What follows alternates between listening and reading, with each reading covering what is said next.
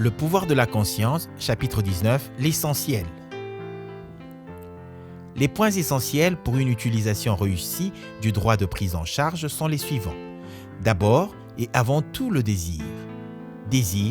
Le désir intense et brûlant. De tout votre cœur, vous devez vouloir être différent de ce que vous êtes. Un désir intense et brûlant combiné à une intention de faire le bien est le ressort essentiel de l'action, le début de toutes les entreprises réussies. Dans chaque grande passion qui atteint son objectif, le désir est concentré et intentionnel. Vous devez d'abord désirer et ensuite avoir l'intention de réussir. Comme le cerf halète après les ruisseaux, ainsi mon âme après toi, ô Dieu. Psaume 42, 1. Heureux ceux qui ont faim et soif de la justice, car ils seront rassasiés. Matthieu 5, 6. Ici, l'âme est interprétée comme la somme totale de tout ce que vous croyez, pensez, ressentez et acceptez comme vrai. En d'autres termes, votre niveau actuel de conscience. Dieu, je suis, source et réalisation de tous les désirs. Compris psychologiquement, je suis une série infinie de niveaux de conscience et je suis ce que je suis selon là où je me situe dans la série. Cette citation décrit comment votre niveau actuel de conscience aspire à se transcender. La justice est la conscience d'être déjà ce que vous voulez être. Deuxièmement, cultivez l'immobilité physique. Une incapacité physique semblable à celle décrite par Keats dans son Ode au rossignol. Un engourdissement somnolent me fait mal au sens, comme si j'avais bu de la ciguë.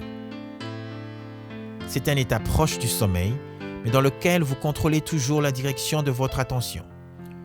Vous devez apprendre à induire cet état à volonté, mais l'expérience nous a appris qu'il est plus facile de l'induire après un repas copieux ou lorsque vous vous réveillez le matin avec une très grande répugnance à vous lever. Alors, vous êtes naturellement disposé à entrer dans cet état. La valeur de l'immobilité physique se manifeste dans l'accumulation des forces mentales que le calme absolu entraîne. En fait, les plus grandes énergies de l'esprit ne se manifestent que lorsque le corps est immobilisé et la porte des sens fermée au monde objectif. La troisième et dernière chose à faire est de faire l'expérience dans votre imagination de ce que vous expérimenteriez en réalité si vous aviez atteint votre objectif. Vous devez d'abord l'imaginer car l'imagination est la porte même de la réalité de ce que vous recherchez. Mais utilisez votre imagination avec maîtrise, comme un acteur et non pas en tant que spectateur en pensant au résultat. Imaginez que vous possédiez une qualité ou quelque chose que vous désirez et qui n'a pas été vôtre jusqu'à présent. Abandonnez-vous complètement à ce sentiment jusqu'à ce que tout votre être en soit possédé. Cet état diffère de la rêverie à cet égard.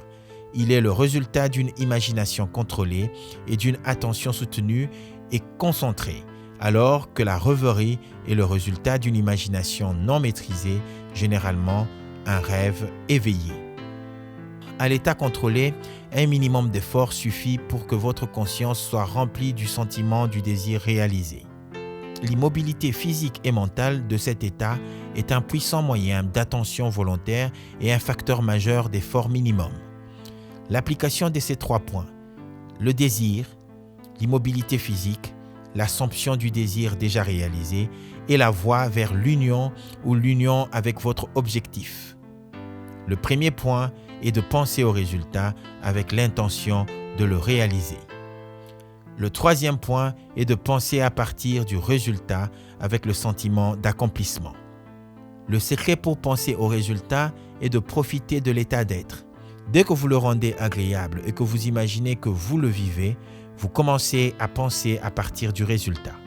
L'un des malentendus le plus répandu est de penser que cette loi ne fonctionne que pour ceux qui ont un objectif dévot ou religieux.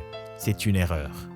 Cela fonctionne aussi impersonnellement que la loi sur l'électricité. Cela peut être utilisé à des fins passionnées, égoïstes ou nobles.